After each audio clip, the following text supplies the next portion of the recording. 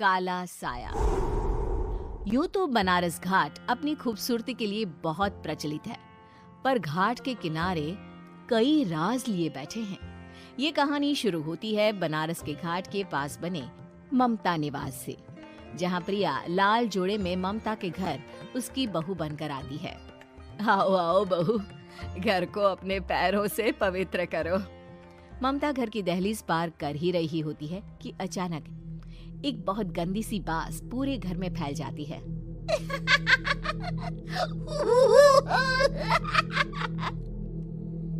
ये बदबू और ये आवाजें, ये कौन हंस रहा है माँ? अब ये पड़ोसी ना हमारे थोड़े अलग से है। कहाँ हम शाकाहारी और ये मांस मच्छी खाने वाले। छोड़, तू ध्यान मत दे और गृह प्रवेश कर। और हाँ बहू, अपनी सास की एक बात हमेशा याद रखना, इन पड़ोसियों से तो कभी बात नहीं करेगी। अच्छे लोग नहीं है ये। अपनी सास की ये बात मानेगी ना बेटा? हाँ माँ, जो आपकी मर्जी, मैं उनसे बात नहीं करूंगी। अगले दिन प्रिया अपनी पहली रसोई बनाने रसोई घर में जाती है। ये छोकी बात तो नाक में जा रही है। एक काम करती हूँ, खिड़की खोल देती हूँ। प्रिया खिड़की खोलने जाती है। इतने जाले, लगता है इस खिड़की को कभी खोला ही नहीं गया। पर ऐसा क्यों? ओह, नॉन वेज की स्मेल आती होगी ना। 2 मिनट के लिए खोल लेती हूँ, फिर बंद कर दूंगी। प्रिया खिड़की खोलती है। खिड़की खोलते ही उसकी नजर सामने वाले घर की खिड़की पर पड़ती है, जहाँ एक लड़की खड़ी होती है। हाथों में मेहंदी, लाल रंग की साड़ी, बिल्कुल सजी धजी, मानो प्रिया की तरह ही वो भी नई नवेली बहू हो। वो प्रिया को देखकर मुस्कुराती है। हे भगवान, माँ ने तो इनसे बात करने को मना किया था। प्रिया फौरन ही खिड़की बंद कर देती है और तवे पर चढ़े रोटी की ओर देखने लगती है, पर वहाँ रोटी न होकर मछली पड़ी होती है। ये क्या? पहली ही रसोई में इतनी बड़ी गलती। हे भगवान, अब मैं क्या करूं? प्रिया बहुत डर जाती है और फौरन रसोई की सफाई करने और फिर सभी के लिए खाना बनाने लग जाती है। जब वो सबको खाना परोसती है, सब तो ठीक है, मैं बेकार में चिंता कर रही थी।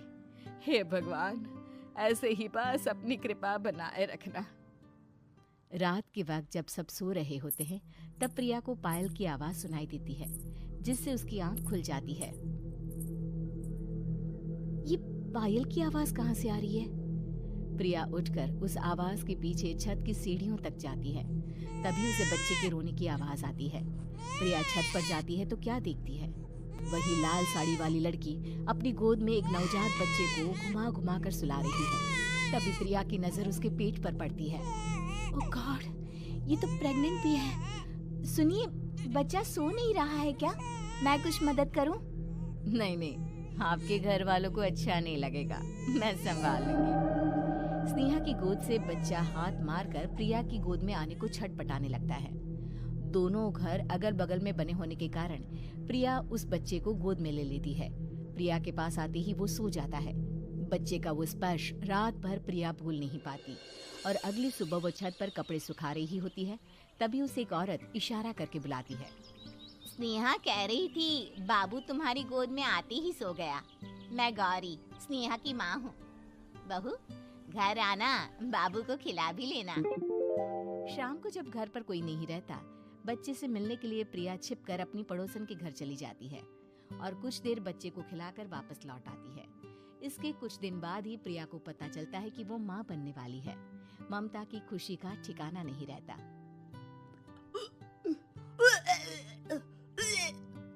माँ जी, पता नहीं क्यों उल्टी आ रही है। प्रिया भागती हुई वॉशरूम में जाती है तो हरे और लाल रंग की उल्टी करती है। उस उल्टी में से कीड़े निकलते हैं। ये क्या? खून और ये कीड़े! माँ! माँ! प्रिया की आवाज सुनकर ममता दौड़ कर आती है, पर बेसिन में कुछ नहीं होता। प्रिया हक्की बक्की रह जाती है। ये सब क्या हो रहा है? प्रिया घबरा जाती है और अपने कमरे में जाकर सो जाती है। डर के कारण वो इतनी थक जाती है कि उसकी आंख लग जाती है। तब उसे ऐसा लगता है उसके पेट पर मानो कोई बैठा हुआ हो। कौन हो? प्रिया के पेट पर एक 5 महीने की बच्ची बैठी हुई थी, जो बुरी तरह जली हुई थी। माँ, तुम ही मुझे लाई ना अपने पेट में। मैं तुम्हारी माँ नहीं हूँ। कौन हो तुम? माँ, देखो मैं जल गई बुरी तरह से। 6 महीने पेट में रहने को भी मुझे नहीं मिला। सहला दो ना माँ। बचाओ, बचाओ, माँ! ममता दौड़कर कमरे में आती है। प्रिया की बातें सुनकर वो सब समझ जाती है। तू कहीं बगल वाले घर में तो नहीं जाकर आई ना बहू? मुझे माफ कर दो, मैं गई थी माँ। उस घर में सब मरे हुए हैं बहू। कई साल पहले स्नेहा उस घर में बहू बनकर आई थी। कुछ ही दिन में वो एक बच्चे को जन्म देने वाली थी। पूरा घर बच्चे के आने की खुशी में खोया था कि एक दिन अचानक उस घर में आग लग गई। सब बुरी तरह जलकर मर गए। गौरी आज भी दादी बनने का इंतजार कर रही है और इसीलिए स्नेहा ने अपना अजन्मा बच्चा तुम्हारी कोख में डाल दिया। ममता ये कह रही होती है कि पीछे से उसके पैरों को एक बच्चा पकड़ लेता है। दादी, दादी। माँ, स्नेहा की गोद में यही बच्चा था। ये बच्चा कौन है फिर? तेरी मौत है। तेरी भी दादी।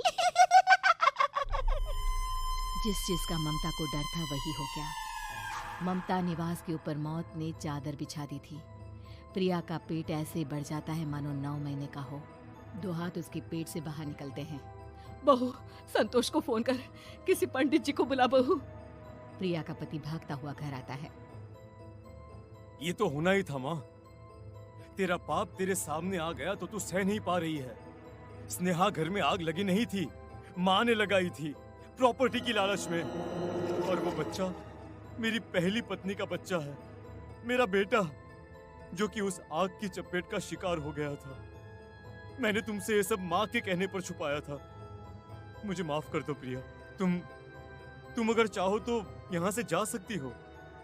मैं तुम्हें किसी भी बंधन में रखना नहीं चाहता। मेरी शादी हुई है आपसे, मैं आपको छोड़ नहीं सकती, पर उससे पहले हमें स्नेहा, उसकी माँ और बच्चे की आत्मा की शांति करवानी होगी।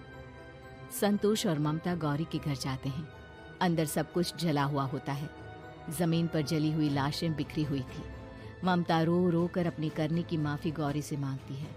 प्रिया स्नेहा के घर वालों का अंतिम संस्कार करवा देती है और ममता निवास फिर से आत्माओं के साए से मुक्त हो जाती है।